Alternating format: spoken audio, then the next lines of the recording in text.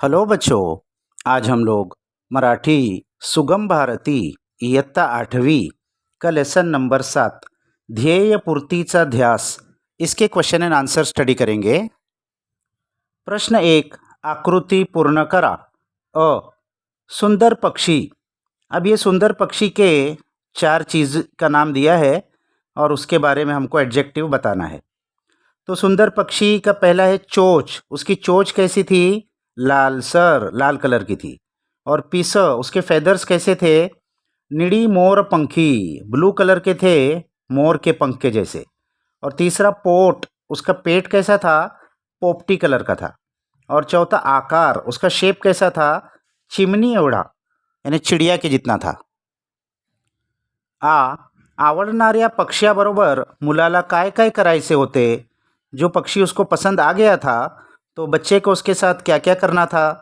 पहला, पक्षी पुन्हा पाहण्याची इच्छा होती। उस पक्षी को फिर से देखने की इच्छा थी। दूसरा, पक्षियाला पकडायचे होते। उस पक्षी को पकड़ना था। तीसरा, मोरपंखी पिसांवरून हाथ फिरवायचे होते। उसके मोर के जैसे जो पंख थे उसके ऊपर से हाथ फिराना था। और चौथा, पक्षियाला गोंजरायचे होते, यानी पक्षी को कडल करना था, सहलाना था। प्रश्न 2, वृद्ध झालेल्या मुलाने जगाचा निरोप घेताना केलेल्या कृतींची आणि घटनांचा ओघतक्ता तैयार करा। बच्चा जब बूढ़ा हो गया था तो उस वक्त तो उसके मौत का वक्त आ गया था। उस वक्त क्या क्या चीज़ें किस क्रम से, किस ऑर्डर से हुई, ये फ्लो चार्ट हमको कंप्लीट करना है। तो कुछ पॉइंट्स इन्होंने दिए हैं और बीच के कुछ पॉइंट्स हमको उसमें लिखना है। तो पहला इन्होंने दिया है, श्रांत वृद्ध बर्फाच्या शय्येवर आडवा होता। यानी वो जो बूढ़ा बच्चा था वो बर्फ़ के शैये पर, बर्फ़ के बिछौने पर लेट गया था, यानी उसकी ताकत ख़त्म हो गई थी। तो उसके बाद ब्लैंक है, तो वहाँ लेट कर क्या कर रहा था? मृत्यूची वाट पाहू लागतो, मौत का इंतज़ार करने लगता है।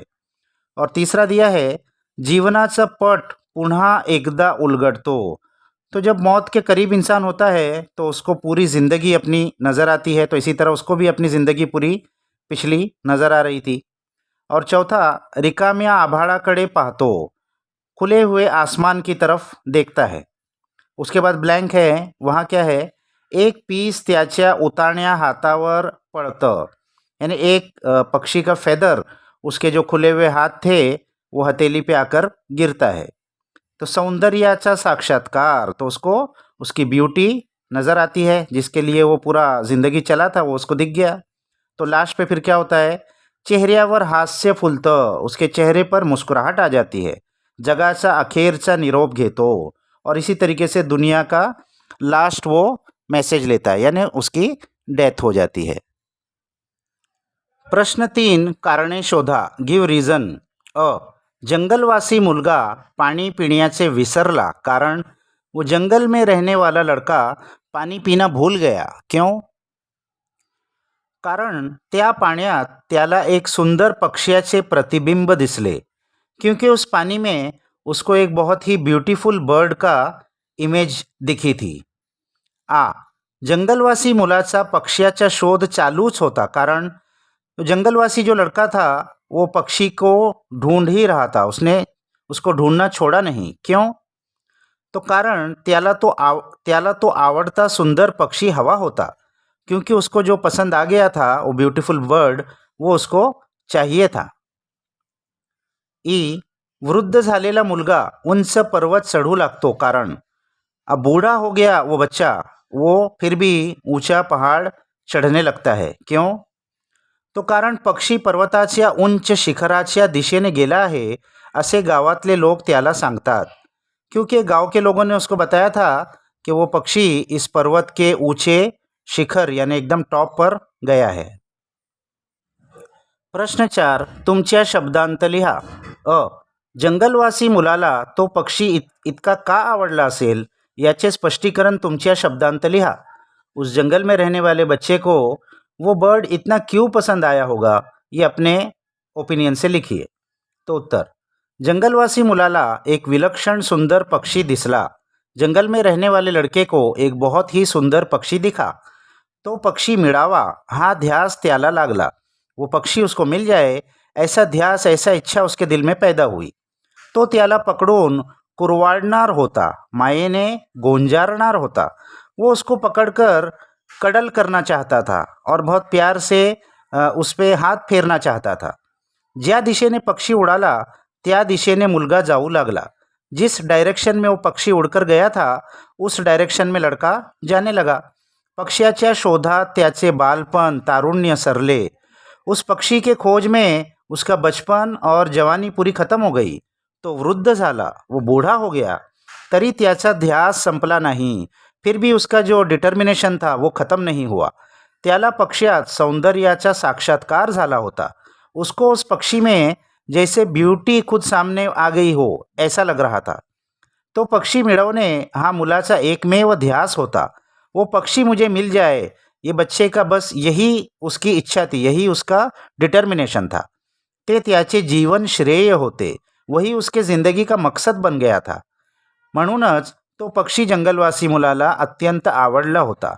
इसलिए वो पक्षी इस जंगलवासी बच्चे को बहुत ज़्यादा पसंद आ गया था. ही लोककथा अनेक वर्षांपासून सांगितली जाते.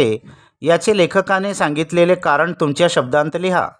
ये लोककथा है जो बहुत सालों से सुनाई जाती है पीढ़ी दर पीढ़ी. तो इसके बारे में लेखक ने क्या कहा है वो लिखिए. तो उत्तर, एका विशिष्ट भौगोलिक प्रदेशात पूर्वापार पिढ्यानपिढ्या चालत आलेली कथा म्हणजे लोककथा होय. यानी किसी खास जोग्राफिकल एरिया में पुराने ज़माने से पीढ़ी दर पीढ़ी कोई स्टोरी चली आती है उसको लोककथा कहते हैं. ती एक बोधकथा असते, वो एक मॉरल स्टोरी होती है, उसमें कुछ सीख होती है.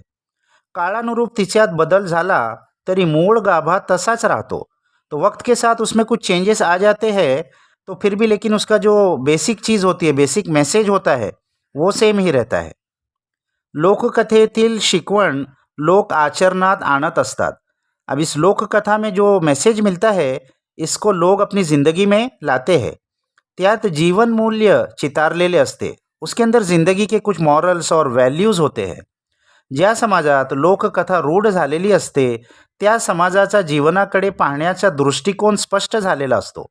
तो जिस समाज में, जिस सोसाइटी में ऐसी लोककथा एकदम बस गई होती है उस समाज का जीवन के तरफ देखने का नज़रिया भी अलग होता है, क्लियर होता है, उस कथा के मैसेज के मुताबिक होता है. म्हणून लोककथा ही अनेक वर्षांपासून सांगितली जाते असे लेखक म्हणतात. इसीलिए लोककथा ये बहुत सालों से कही जाती है ऐसा लेखक कहते हैं. मोठेपणी तुम्हाला कोण व्हायचे आहे, तेच का व्हायचे आहे ते स्पष्ट करा. तो बड़ा होकर आपको क्या बनना है और वही क्यों बनना है ये क्लियर कीजिए. तो उत्तर, मोठेपणी मला खूप मोठा मानसशास्त्रज्ञ बनायचे आहे. तो बड़ा होकर मुझे एक बहुत बड़ा मानसशास्त्र यानी साइकेट्रिस्ट जो इंसानों के दिमाग की स्टडी करता है वो बनना है. ते माझे स्वप्न आहे, ये मेरा ख्वाब है. ते प्रत्यक्षात आणण्यासाठी मी खूप अभ्यास करीन नि मोठा मानसशास्त्रज्ञ होऊनच दाखवीन. तो ये रियलिटी में लाने के लिए मैं बहुत पढ़ाई करूँगा और एक बड़ा साइकेट्रिस्ट बनकर ही दिखाऊंगा. याचे कारण असे की मी आजूबाजूला समाज पाहतो. इसका रीज़न ये है कि मैं आजूबाजू में अपनी सोसाइटी को देखता हूँ, माणसे पाहतो, इंसानों को देखता हूँ. माणूस विवंचनेत का असतो, इंसान कन्फ्यूजन में क्यों होता है, तो दुखी का असतो, वो दुखी क्यों होता है, तो परिस्थितीमुळे पिचून का जातो, वो सर्कमस्टेंसेस के ज़रिए से पिस क्यों जाता है. या प्रश्नांचा मला शोध घ्यायचा आहे. इन सवालों का मुझे आंसर ढूंढना है. माणसाच्या मनाचा अभ्यास करायचा आहे. इंसान के माइंड को स्टडी करना है. मन जाणून घेऊन ते कसे कणखर व सशक्त करता येईल याचे मी प्रयोग करणार आहे. तो इंसान के मन को समझकर वो कैसे कणखर यानी बहुत टफ और सशक्त यानी स्ट्रॉन्ग उसको कैसे बनाया जा सके इस पर मैं एक्सपेरिमेंट करूँगा. त्यासाठी मानसशास्त्रज्ञ होण्याचा मी मनोमन निर्धार केला है. इसलिए साइकेट्रिस्ट बनने का मैंने मन ही मन फैसला कर लिया है. अभी ये नेक्स्ट है खेडू या शब्दांशी. इसमें ग्रामर होता है. तो खालील वाक्यांत योग्य विरामचिन्हे घाला. नीचे जो सेंटेंसेस दिए हैं इसमें सूटेबल पंक्चुएशन मार्क्स हमको लगाना है। तो फर्स्ट सेंटेंस है, लालसर चोच, निळी मोरपंखी पिसं आणि पोपटी पोट असलेला तो अगदी छोटा चिमनी एवढा पक्षी होता। तो इसके अंदर लालसर चोच के बाद हम कॉमा लगा देंगे, क्योंकि चोच और निड़ी मोरपंखी पिसं ये दोनों को सेपरेट करेंगे, और इसके बाद में लास्ट में फुल स्टॉप लगा देंगे। तो कॉमा को स्वल्प विराम कहते हैं और लास्ट में फुल स्टॉप को पूर्ण विराम कहते हैं। सेकंड सेंटेंस में, अखेर पर्वताची सर्वात उंच बर्फानं झाकलेली शिखरं येतात। तो यहाँ पर भी सर्वांत उंच के बाद कॉमा लगाएंगे, क्योंकि दो चीज़ बताई गई है तो दोनों को कॉमा से सेपरेट करेंगे, और लास्ट में पूर्ण विराम फुल स्टॉप लगा देंगे। और तीसरा, एकदा ते मिळालं की त्याच्या पूर्तीचा ध्यास लागला पाहिजे, नव्हे तो लागतोच। तो एकदा तो मिळालं तो यहाँ पर कॉमा लग जाएगा, कि त्याच्या पूर्तीचा ध्यास लागला पाहिजे, यहाँ पर भी एक कॉमा लगेगा, और नव्हे तो लागतोच लास्ट में फुल स्टॉप पूर्ण विराम लगा देंगे। खालील वाक्प्रचारांचा योग्य अर्थ शोधा। अब कुछ मुहावरे हैं, 3 ऑप्शन दिया है, उसका सही मीनिंग क्या है वो हमको ढूंढना है। तो पहला, त्राण न उरणे, तो इसका मीनिंग खूब त्रास होने, दूसऱ्याला त्रास देने या ताकद न उरने। तो इसका सही ऑप्शन थर्ड है, ताकद न उरणे, यानी ताकत खत्म हो जाना। दूसरा, जगाचा निरोप घेणे, तो इसका सही ऑप्शन में जग कायमचे सोडून जाणे, जगाला त्रासणे, जगाचा सांभाळ करणे। तो इसका पहला ऑप्शन सही है, जग कायमचे सोडून जाणे, यानी डेथ हो जाना। खालील विरुद्धार्थी शब्दांच्या जोड़ियाँ जुड़वा। नीचे ब्रैकेट में 4 ऑप्शंस दिए हैं और हमको ऑपोजिट वर्ड उसमें से ढूंढ के लिखना है। तो तरुण, तरुण यानी जवान, तो इसका ऑपोजिट आएगा म्हातारा, म्हातारा यानी बूढ़ा। कुरूप, कुरूप यानी बदसूरत, तो इसका ऑपोजिट आएगा सुंदर यानी ब्यूटीफुल। पलीकडे, पलीकडे यानी उस तरफ, तो इसका ऑपोजिट आएगा अलीकडे, अलीकडे यानी इस तरफ। पायथा, पायथा यानी फुट, पैर का हिस्सा, तो इसका ऑपोजिट आएगा शिखर यानी टॉप, एकदम ऊंचाई का हिस्सा।